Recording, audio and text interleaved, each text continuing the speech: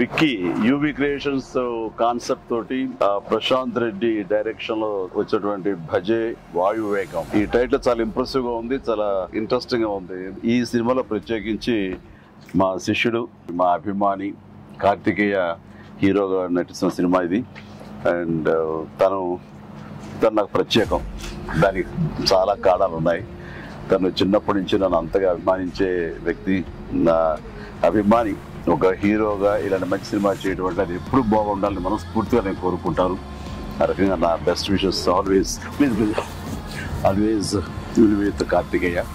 And then young directors like Prashanth Reddy లాంటి వాళ్ళు రావాలి. అలాంటి యంగ్స్టర్స్ ఎంతమంది కొత్త కాన్సెప్ట్స్తో వస్తే ఈ తెలుగు ఇండస్ట్రీ అంత ఫ్రెష్గా ముందుకు సాగుతూ ఉంటుంది. ఈ సినిమా పెద్ద విజయం కావాలి. ఎందుకంటే దీని వెనకాల నేను పూజించే నా హనుమాన్ ఉన్నాడు. ఖచ్చితంగా ఈ సినిమాకి ఆయన ఆశీస్సులతో పెద్ద విజయం సాధించాలని మనస్ఫూర్తిగా కోరుకుంటున్నాను. అండ్ టీజర్ చూసినంత వరకు నాకు అనిపించింది ఏంటంటే ఇది ఫాదర్ అండ్ సన్ మధ్య ఉండే ఒక చక్కటి రిలేషన్, ప్లస్ యాక్షన్ కూడా చాలా బాగుంది. ఇంత మించి నాకు స్టోరీ కొంచెం తెలిసినా సరే ఎక్కువ లీక్ చేయదలుచుకోలేదు, చెప్పదలుచుకోలేదు. Don't worry. So all the very best.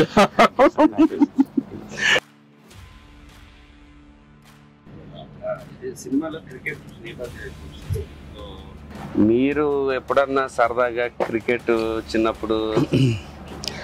నేను కెప్టెన్ గా సచిన్ టెండూల్కర్ నా నెక్స్ట్ అది గుర్తుంది సార్. ఆ మ్యాచ్ చూసాము, చేశారు.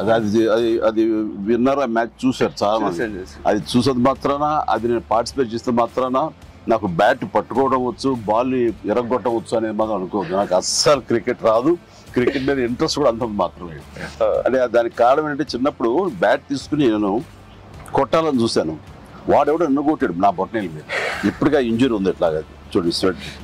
ఇంకా అప్పటి నుంచి మళ్ళీ బ్యాట్ పట్టుకోదలుచుకోలేదు, ముట్టుకోదలుచుకోలేదు ఆ భయంతో. బహుశా వాళ్ళు నన్ను ఫీల్డ్కి రానివ్వకుండా చేయడం కోసంగా చిన్న ప్రయత్నం చేశారు. చిన్నప్పుడు 8th 9th class 10th class అప్పటి మళ్ళీ ఎప్పుడు బ్యాట్. అలా సచిన్ మీ క్యాప్టెన్సీలో ఆడేవాడు కాదు కదా సార్? ఏదో మనం రాసి పెట్టింది అంతే. ఇప్పుడు ప్రొడ్యూసర్ డైరెక్ట్ నాతో ఆడుకుంటారు. అదే ఆడ తప్ప వేరే ఆడలేదు. విశ్వంబర నుంచి ఏమన్నా చిన్న లీక్ ఇస్తారు, త్వరలో ఇస్తారు. లీక్ చేస్తాను, లీక్ చేయకుండా ఉంటానా?